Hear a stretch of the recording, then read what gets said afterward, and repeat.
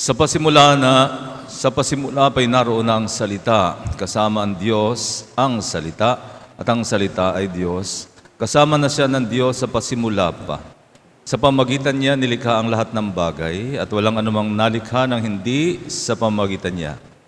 Mula sa Kanya ang buhay, at ang buhay ay siyang ilaw ng sangkatauhan, nagliliwanag sa kadiliman ng ilaw, at hindi ito kailanman nagapi ng kadiliman. Ang tunay na ilaw na tumatanglaw sa lahat ng tao ay dumarating sa sanlibutan. Nasa sanlibutan ng salita, nilikha ang sanlibutan sa pamamagitan niya, ngunit hindi siya nakilala ng sanlibutan. Naparito siya sa kanyang bayan, ngunit hindi siya tinanggap ng kanyang mga kababayan. Ngunit ang lahat ng tumanggap at nanalig sa kanya ay pinagkalooban niya ng karapatang maging anak ng Diyos. Sila nga'y naging anak ng Diyos, hindi dahil sa isinilang sila ayon sa kalikasan, ni sa pita ng laman o sa kagagawa ng tao. Ang pagiging anak nila ay buhat sa Diyos. Naging tao ang salita at siya'y nanirahan sa piling natin. Nakita natin ang kanyang kapangyarihan at kadakilaan, puspos ng pag-ibig at katapatan. Tinanggap niya mula sa Ama ang kapangyarihan at ang kadakilaang ito bilang bugtong na anak. Ang mabuting balita ng Panginoon. Pinupuri ka namin, Panginoong Hesukristo. Una sa lahat, Merry Christmas sa inyo. Merry Christmas. Batiin natin mga katabi natin, Merry Christmas. Dakila ang araw na ito sapagkat pinagdiriwang natin ang araw na isinilang ang ating Panginoon, ang ating tagapagligtas. No? Sabi sa Ebanghelyo, ang salita ay nagkatawang tao. Kaya ngayon ang ating pagninilayan ay the power of the Word. No? The power of the Word.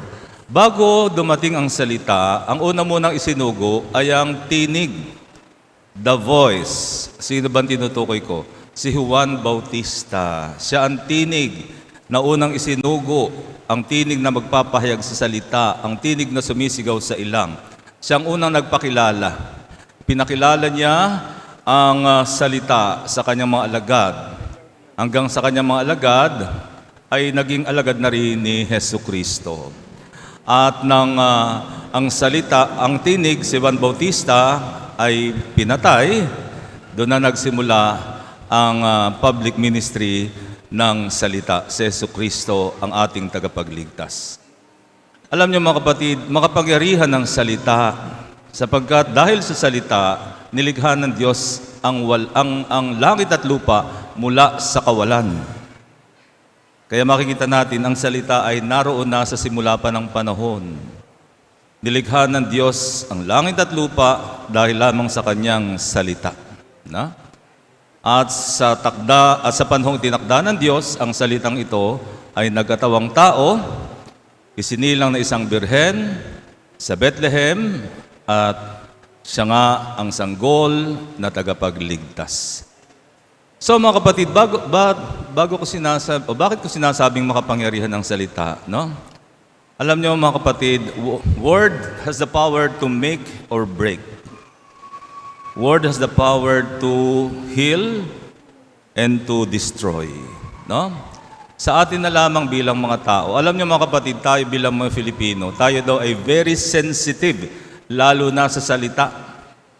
May nagsasabi, may pa sinampal mo na lang ako pero sa sinabi mo, grabe, nasugatan talaga puso ko. Di ba may ganun? Sampalin mo na lang ako, pero yung sinabi mo, hindi ko kayang matanggap. Marami sa atin ganyan, very sensitive pagdating sa salita. Kaya nga po sa atin lalo na mga Filipino, very powerful ang salita.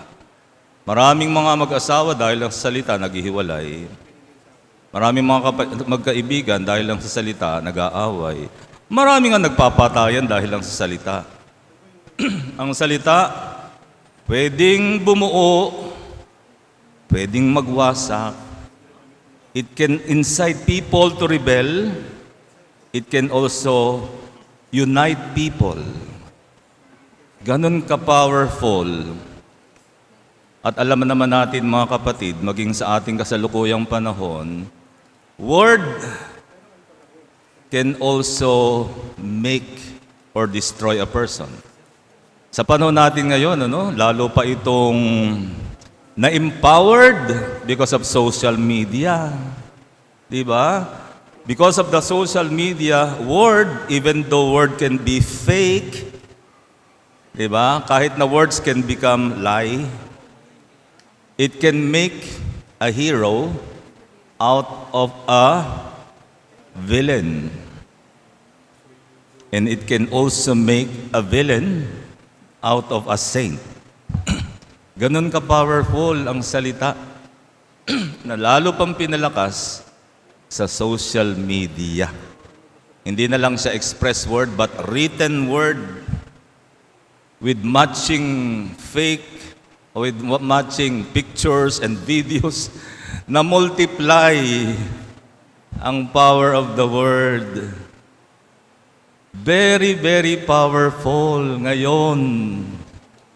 At ang problema, hindi mo alam, alin yung totoong word, alin yung lies. Kasi kung ito'y ginagamit ng Diyos, the power of the Word of God, yan din ang word na ginagamit naman ng devil to deceive. Yan din ang paninirang gagamitin niya para tayo sirain, para tayo mag-away-away. Kasi yan ang gusto ng devil. Pag tayo nag-aaway-away, ang saya-saya ng devil. Yan ang gusto niya kasing mangyari, magpatayan tayong lahat. Diba? Kaya the power of the word, it's so powerful, no? Word can really cut through our bone marrow. Ganun siya katindi. Kaya nga mga kapatid, kailangan maging maingat din tayo, no? Kasi tayong mga tao, masyado tayong gullible eh.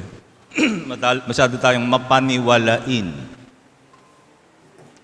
At ang problema ngayon sa mga tao, paniniwalaan natin ang gusto nating paniwalaan kahit na sinasabi ng iba na kasinungalingan yan. Di ba?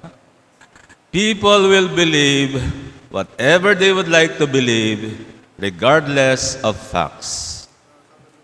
Yan ang problema. Kahit nabigyan mo pa ng napakaraming resibo, basta, siya pa rin ang gusto ko. Di ba? Ganyan tayo eh. Maniniwala pa rin tayo sa salitang gusto nating paniwalaan. Kasi madalas, hinihintay lamang natin sa mga tao, sabihin nila yung gusto nating marinig. Pag sinabi nila yung gusto nating marinig, tama yan. Pero pag sinabi nila hindi natin marinig, kahit yun ang totoo, ay, mali yan. Yan ang problema ng atin mga kapatid. Kinakailangan, ingatan natin mga kapatid, ang paniniwala sa salita. Paano natin malalaman ang tunay na salita ng Diyos? Well, you have to be familiar with the Word of God. Kasi kung hindi, pwede mo siyang interpret to suit your own belief system. For example, malinaw na malinaw, sinabi ng Diyos, huwag kang magnanakaw. Very basic yun ha. Anumang bagay na hindi sa'yo, anumang perang hindi sa'yo, pag kinuha mo ng walang pahintulot, pag nanakaw yun. O di ba? Ganun kayo magturo sa mga bata, di ba? O anak ha, huwag kang kukuha ng hindi iyo. Pag kinuha mo yan, pag nanakaw yan. Bad yan, anak, bad. Very basic. Kahit bata, nauntindihan. Kaya lang pag tumatanda na, naiiba na. Nabibigyan na natin ng iba't ibang mga palusot at mga katwiran. Hindi ko naman ninakaw yun eh. Binigay. Binigay sa akin. Di na lang sa bahay ko, mali-maleta pa nga. Nakita ko lang nasa bahay namin eh. Oh, kasalanan ko ba? Nabibigyan na natin ng kanya-kanyang palusot. Subalit sa mata ng Diyos, pag nanakaw pa rin, hindi yan para sa'yo eh. Hindi naman nagbayad ang mga tao ng buwis para lang bumili ka ng eroplano, bumili ka ng hotel, bumili ka ng resort. Hindi naman yung binigay ng taong bayan sa'yo eh. Ninakaw mo yan. At kahit na anong palusot mo, pag harap mo sa Diyos, hindi mo pwedeng sabihin niya mga palusot mo. Kaya nga po mga kapatid, maging maingat po tayo. Ang tanging pwede lamang gumabay sa atin kung ano yung totoong salita ay ang salita ng Diyos. Huwag natin baluktutin, no? Ang salita ng Diyos. At tandaan natin mga kapatid, balang araw, yung mga salita natin, anding ang saring salitang gagamitin para tayo husgahan ng Diyos. Anong salita ang ating paniniwalaan? Anong salita ang gumabay sa ating buhay? Ang salita ba ng mundo? Ang salita ng mundo ay puro pagpapayaman at kapangyarihan, puro kasinungalingan. Kaya kung tayo nabubuhay sa kasinungalingan, pinaghaharian tayo ng dyablo. Because the devil is the prince of lies. Kaya nga po mga kapatid, sa araw na ito na pinagdiriwang natin ang the power of the Word, the power of God, the power of the Word that became man. Sana po tunay na mag-isilang talaga ang salita ng Diyos na buhay sa ating bansa. Dahil tayo lang ang nag-iisang Kristiyanong bansa sa panig na ito ng daigdig. Napakalaki ng misyon natin. Ang misyon natin ay ipahayag sa salita sa ating mga karatig bansa. Paano natin magagawa yan? Hindi tayo credible. Nakikita nila na napakakurap ng bansa natin, na naubos ang pera ng bayan sa pagnanakaw. Alam niyo mga kapatid, wag pa rin tayo mawala ng pag-asa. Kasi may nagsasabi na, Father, may hope pa ba sa bansa natin?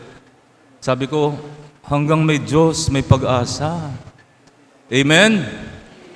Hanggang may Diyos, may pag-asa. Pero ang Diyos na ito, hindi ito yung Diyos na susunod sa bawat dasal mo. Kasi yung iba dasal ng dasal pang sarili. Lord, sana makuha ko po yung kontratang yun. Kahit na ako'y front lang. Diba? Ganun yung iba magdasal eh. Ang bait talaga ni Lord, binibigay sa akin yung mga kontrata kahit na ako naman ay tiga-pirma lang. Yung bang ganun? Isang Diyos, sumampalataya tayo sa isang Diyos na tayo ang susunod sa kanyang kalooban. Hindi yung Diyos na tayo ang sinusunod palagi. Ibang Diyos yun. Kaya nawa, baguhin natin ang ating bansa. At ang ating bansa ay magsisimula sa ating sariling pagbabago. Isang taong handa na laging tingnan kung totoo ba itong salitang ito o hindi. At kung hindi totoo ang salitang ito, ako'y maninindigan, ako'y tatayo at sasabihin kong mali yan, kasi nungalingan yan. Yun lamang ang tanging paraan para ipahayag ang katotohanan at labanan ang kasinungalingan.